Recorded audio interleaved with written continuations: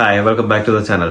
So നമ്മുടെ പഴയ സീരീസിൽ നമ്മളിപ്പം എന്തൊക്കെ കാര്യങ്ങൾ നോക്കിയെന്ന് വെച്ച് കഴിഞ്ഞാൽ നമ്മൾ തട്ടിപ്പുകൾ, അതുപോലെ തന്നെ എങ്ങനെ നല്ലൊരു ഏജൻസിനെ ഫൈൻഡ് ചെയ്യാം, അതുപോലെ തന്നെ എന്താ പറയുക ഗവൺമെന്റ് ഏജൻസീസ്, ലാസ്റ്റ് വീഡിയോയിൽ നമ്മൾ പറഞ്ഞ പോലെ തന്നെ വർക്ക് പെർമിറ്റിന്റെ കാര്യങ്ങൾ. ഇനി അടുത്ത വീഡിയോയിൽ പറയാൻ ഉദ്ദേശിക്കുന്നതെന്ന് പറഞ്ഞു കഴിഞ്ഞാൽ നിങ്ങൾക്കൊരു വർക്ക് പെർമിറ്റ് കിട്ടി. ആ ഒരു വർക്ക് പെർമിറ്റിൽ ഒരു കമ്പനിയുടെ പേരുണ്ടാവും. ഈ ഒരു കമ്പനി നിലവിലുണ്ടോ ഇല്ലയോ എന്നുള്ള കാര്യം നിങ്ങൾക്ക് കൺഫേം ചെയ്യണ്ടേ? കാരണം നിങ്ങൾ ഇങ്ങനെയും സ്കാമറുണ്ട്, ഇവിടെ വന്നു കഴിഞ്ഞിട്ട് പെട്ടുപോണ ആൾക്കാരുണ്ട്. സോ നിങ്ങൾ ആ ഒരു ഏജന്റിന് കാശ് കൊടുക്കുന്നതിന് മുമ്പ്, അതായത് എന്തെങ്കിലും ഒരു ഇൻഫർമേഷൻ ആ ഒരു കമ്പനീനെ കുറിച്ച്, അതായത് ഫോർ എക്സാമ്പിൾ അവരുടെ ലീഗൽ ആയിട്ടുള്ള എന്തെങ്കിലും ഇൻഫർമേഷൻ, അതായത് നമ്മളിപ്പോ എന്താ പറയാ ആധാർ കാർഡ് നമ്പർ എന്ന് പറഞ്ഞ നമ്മളൊരു യൂണീക്ക് നമ്പർ അതുപോലത്തെ കാര്യങ്ങളൊക്കെ ഉണ്ടാവുമല്ലോ, അതുപോലെ എന്തെങ്കിലും ഒരു ഐഡന്റിഫിക്കേഷൻ നമ്പർ ഉണ്ടെങ്കിൽ നമുക്ക് ഈസി ആയിട്ട് ഈ ഒരു കമ്പനി എന്താ പറയാ ഇവരുടെ ലീഗൽ ആക്ടിവിറ്റീസ്, അതുപോലെ തന്നെ ഇവർ ലിക്വിഡേറ്റഡ് ആയോ അതോ ഇപ്പോഴും ആക്റ്റീവ് ആണോ, അതുപോലെ മുതലായ കാര്യങ്ങൾ നമുക്ക് പോളിഷ് ഗവൺമെന്റ് സൈറ്റിൽ നിന്ന് തന്നെ നമുക്ക് എടുക്കാവുന്നതാണ്.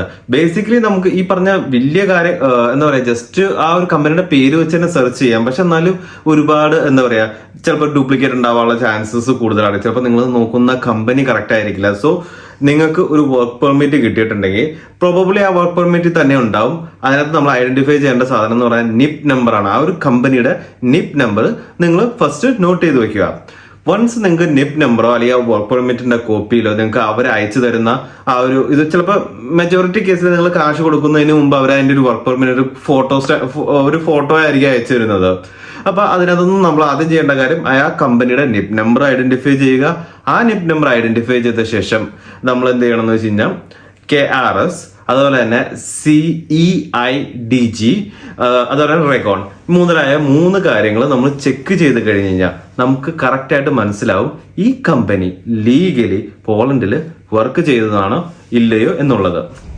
സോ സ്റ്റാർട്ടിംഗ് വിത്ത് KRS എന്ന് പറഞ്ഞു കഴിഞ്ഞാൽ നമ്മുടെ പോളിഷ് കെയർ രജിസ്റ്റർ എന്നാണ് പറയുന്നത്. അതായത് ആ ഒരു വെബ്സൈറ്റിൽ, അതായത് താഴെ കൊടുത്തേക്കുന്ന ലിങ്കിലുള്ള വെബ്സൈറ്റിൽ നമ്മൾ ലോഗിൻ ചെയ്യുക. ലോഗിൻ ചെയ്ത ശേഷം എന്താ പറയുക ഞാൻ ഈ മുമ്പ് പറഞ്ഞ പോലെ തന്നെ നമ്മുടെ നിപ് നമ്പർ, ആ യുണീക്ക് ID നമ്പർ വെച്ചിട്ട് നമുക്ക് എന്താ ചെയ്യാം ഈ ഒരു കമ്പനിയുടെ ബോർഡ് ഓഫ് ഡയറക്ടർ ആരാണ്, ഈ ഒരു കമ്പനിയിൽ എന്തെങ്കിലും ലീഗലായിട്ട് എന്തെങ്കിലും ഇഷ്യൂസ് ഉണ്ടോ, അതല്ല മുതലായ കാര്യങ്ങൾ, അതായത് ഈ കമ്പനിയെ കുറിച്ചുള്ള ബേസിക് ആയിട്ടുള്ള എല്ലാ ഡീറ്റെയിൽസും, പോളണ്ടിൽ രജിസ്റ്റർ ചെയ്തത് മുതലുള്ള എല്ലാ ഡീറ്റെയിൽസും, ഇതുവരെ നടന്നേക്കുന്ന എല്ലാ കാര്യങ്ങളും, അവർക്ക് എന്തെങ്കിലും ലീഗൽ ആക്ഷൻസ് എന്തെങ്കിലും നേരിട്ടിട്ടുണ്ടോ, അതുപോലെ തന്നെ അതിന്റെ ബോർഡ് ഡയറക്ടർക്ക് എന്തെങ്കിലും ഇഷ്യൂസ് ഉണ്ടോ, അങ്ങനെ എല്ലാ ഡീറ്റെയിൽസും നമുക്ക് കാണാൻ പറ്റും ഡയറക്റ്റ് ആയിട്ട്. രണ്ടാമത്തെ വെബ്സൈറ്റ് എന്ന് പറഞ്ഞു കഴിഞ്ഞാൽ CEIDG. അതായത് ഈ ഒരു വെബ്സൈറ്റ് താഴെ കാണിക്കുന്ന ലിങ്കിൽ നമ്മൾ ലോഗിൻ ചെയ്ത് കഴിഞ്ഞാൽ നമുക്ക് ഈ ഒരു കമ്പനി കറന്റ്ലി ഇത് ആക്റ്റീവ് ആണോ, അതോ ഈ കമ്പനി ക്ലോസ്ഡ് ആണോ, അതോ ഈ കമ്പനി ഓൾറെഡി ബാങ്ക്രപ്റ്റഡ് ആണോ, എന്നാൽ മുതലായ ഫൈനാൻഷ്യൽ റിലേറ്റഡ് ആയിട്ടുള്ള ആ കമ്പനിയുടെ സ്റ്റാറ്റസ് നമുക്ക് അറിയാൻ പറ്റും. അതായത് ഫോർ എക്സാമ്പിൾ നമ്മളിപ്പോൾ വരുന്നതിന് മുമ്പ് തന്നെ നമുക്ക് ആ ഒരു കമ്പനിയുടെ എല്ലാ ഡീറ്റെയിൽസ്, അതായത് നമ്മൾ വന്ന് നമ്മുടെ ജോബ് ഗ്യാരണ്ടി ആ ഒരു കമ്പനിയുടെ സാമ്പത്തികമായിട്ട് ബന്ധപ്പെട്ടതാണ്. കമ്പനി നല്ല എക്കണോമിക്കലായാണല്ലോ നമ്മുടെ ജോബ്, നമ്മുടെ ജോബിനൊരു ഗ്യാരണ്ടി നമുക്ക് വരാൻ പറ്റുള്ളൂ. സോ നിങ്ങൾ മസ്റ്റ് ആയിട്ടും ചെക്ക് ചെയ്യണം ഈ ഒരു വെബ്സൈറ്റ്. കമ്പനിയുടെ സെയിം തന്നെ നമ്മൾ നിപ് നമ്പർ വെച്ചിട്ട് നമ്മൾ ജസ്റ്റ് സെർച്ച് ചെയ്യുക.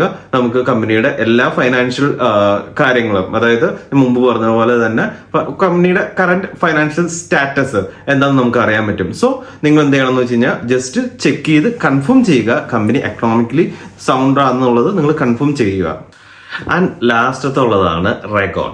അതായത് ഈ ഒരു വെബ്സൈറ്റിൽ, ഈ ഗവൺമെന്റ് വെബ്സൈറ്റിൽ നമുക്ക് എല്ലാ സെൽഫ് എംപ്ലോയിഡ് ആയിട്ടുള്ളതും അതുപോലെ തന്നെ എല്ലാ എംപ്ലോയീസിന്റെ ഡീറ്റെയിൽസ് നമുക്ക് ഫൈൻഡ് ചെയ്യാൻ പറ്റും. അതായത് മുമ്പ് പറഞ്ഞ 2 വെബ്സൈറ്റിൽ ഇല്ലെങ്കിൽ പോലും ഈ ഒരു വെബ്സൈറ്റിൽ മസ്റ്റ് ആയിട്ട് എല്ലാ എംപ്ലോയറും രജിസ്റ്റർ ചെയ്യണം നിർബന്ധമാണ്. എസ്പെഷ്യലി അതുപോലെ തന്നെ നിങ്ങളിപ്പോൾ ഒരു ഫാമിലേക്കോ അല്ലെങ്കിൽ അഗ്രികൾച്ചർ റിലേറ്റഡ് ജോബ് ആണെങ്കിൽ മസ്റ്റ് ആയിട്ട് ഈ ഒരു വെബ്സൈറ്റ് ചെക്ക് ചെയ്ത് ഉറപ്പാക്കിയിട്ട് വേണം നിങ്ങൾ ബാക്കിയുള്ള വിസ പ്രോസസ്സിങ്ങിനും കാര്യങ്ങൾക്കും വേണ്ടി നിങ്ങളുടെ ഏജന്റുമായിട്ട് നിങ്ങൾ സംസാരിക്കാൻ. സോ ഇതും സെയിം മുമ്പത്തെ പോലെ തന്നെ നമ്മൾ ഈ കാണുന്ന ലിങ്കിൽ ചെയ്ത് കഴിഞ്ഞാൽ ഡയറക്റ്റ് നമുക്ക് ഇതിന്റെ ഹോം പേജിലേക്ക് എത്തും. സെയിം നമ്മൾ എന്താ പറയാ നിപ് നമ്പർ വെച്ച് തന്നെ രജിസ്റ്റർ നമുക്ക് ഓപ്പൺ ചെയ്താൽ നമുക്ക് ഫുൾ ഡീറ്റെയിൽസ് നമുക്ക് കാണാൻ പറ്റും. വേറെ അഡീഷണൽ ഡോക്യുമെന്റ്സോ കാര്യങ്ങളൊന്നും വേണ്ട. ജസ്റ്റ് ആ ഒരു എംപ്ലോയറിന്റെ നിപ് നമ്പർ മസ്റ്റ് ആയിട്ടും നിങ്ങൾ കളക്ട് ചെയ്യുക എന്നുള്ളത് മാത്രമേ ഉള്ളൂ. അത് നമുക്ക് വേണമെങ്കിൽ നമ്മുടെ എന്താ പറയുക നമ്മുടെ വർക്ക് പെർമിറ്റിൽ നമുക്കത് യൂഷ്വലി അത് അവൈലബിൾ ആയിരിക്കും. സോ സമപ്പ് ഇത്രേ ഉള്ളൂ. അതായത് നമുക്കൊരു വർക്ക് പെർമിറ്റ് ഇവരൊരു ഫോട്ടോയിൽ കാട്ടിത്തരുമ്പോൾ ജസ്റ്റ് നിങ്ങൾ ഒരു കാശ് അവർക്ക് കൊടുക്കുന്നതിന് മുമ്പ് ഈ പറഞ്ഞ വെബ്സൈറ്റുകളിൽ കൂടെ ജസ്റ്റ് ഒന്ന് ചെക്ക് ചെയ്ത് വെരിഫൈ ചെയ്യുക. അതിൻ്റെ കൂട്ടത്തിൽ തന്നെ ഞാൻ പറഞ്ഞല്ലോ, ഞാൻ മുമ്പും പല വീഡിയോസിലും പറഞ്ഞേക്കണ പോലെ തന്നെ നിങ്ങൾ ഇവരുടെ ഒരു ക്രെഡിബിലിറ്റി, ആ ഒരു കമ്പനിയുടെ ആണെങ്കിലും ഏജൻസിയുടെ ആണെങ്കിലും ക്രെഡിബിലിറ്റി ചെക്ക് ചെയ്ത ശേഷം മാത്രം കൊടുക്കുക. കാരണം ഒരുപാട് പേര് നമ്മുടെ ചിലപ്പോൾ കമന്റ് ബോക്സിലാണെങ്കിലും ഇൻസ്റ്റാഗ്രാം ഇതിലാണെങ്കിലും ഒരുപാട് പേര് വന്ന് സ്റ്റക്കായി കിടക്കുന്നുണ്ട്. ഈ പറഞ്ഞ യൂറോപ്പ് എന്ന് പറഞ്ഞ സംഭവത്തെക്കുറിച്ച് വലിയൊരു കാര്യമായിട്ട് പറഞ്ഞുകൊണ്ട്. അതുകൊണ്ട് തന്നെയാണ് ഞാൻ ഈ ഒരു സീരീസ് പോലെ ഇത് വീഡിയോ ചെയ്തുകൊണ്ടിരിക്കുന്നത്. നിങ്ങൾ സമയമെടുത്ത് നമ്മൾ ഒരാൾക്ക് കാശ് കൊടുക്കുവാണ്. അപ്പൊ അതിനു മുമ്പ് നിങ്ങളുടെ ടൈമും എനർജിയും എല്ലാം നിങ്ങൾ ഒരാളെ വിശ്വസിച്ച് കൊടുക്കണം. അപ്പൊ അതിനു മുമ്പ് ഒരു 5 മിനിറ്റ് അല്ലെങ്കിൽ 10 മിനിറ്റ് എടുക്കുള്ളൂ ആ ഒരു കമ്പനീനെ കുറിച്ച്, അതിന്റെ ബാക്ക് എൻഡ്, അതായത് ആ കമ്പനീനെ കുറിച്ച് ഡീറ്റെയിൽ ആയിട്ട് നിങ്ങൾക്ക് പോളിഷ് ഗവൺമെന്റ് വെബ്സൈറ്റിൽ നിന്ന് തന്നെ എടുക്കാൻ. സോ നിങ്ങൾ ടൈം എടുക്കുക, ഇതുപോലെ തന്നെ ചെക്ക് ചെയ്ത് നോക്കുക, എല്ലാം വെരിഫൈ ചെയ്ത ശേഷം മാത്രം നിങ്ങൾ ഒരു ഡിസിഷനിലേക്ക് എത്തുക. അതുപോലെ തന്നെ എന്താ പറയാ, ഈ ഒരു ചെക്കിങ് നിങ്ങൾക്ക് ഒരിക്കലും നഷ്ടമാവില്ല. കാരണം എന്താണെന്ന് വെച്ചാൽ കമ്പനിയുടെ ഒരു ഫൈനാൻഷ്യൽ സ്റ്റാറ്റസ് എന്താണെന്ന് നിങ്ങൾ അറിഞ്ഞാലല്ലേ നമ്മൾ പുറത്ത് ഇത്രയും ദൂരത്തേക്ക് വരുവാണ്. അപ്പൊ നമുക്ക് എന്താ പറയാ, ഒരു വിശ്വാസം അല്ലെങ്കിൽ ആ ഒരു ക്രെഡിബിലിറ്റി നമുക്ക് ചെക്ക് ചെയ്യുക എന്നുള്ളത് മസ്റ്റായിട്ട് ചെയ്യേണ്ട ഒരു കാര്യമാണ്.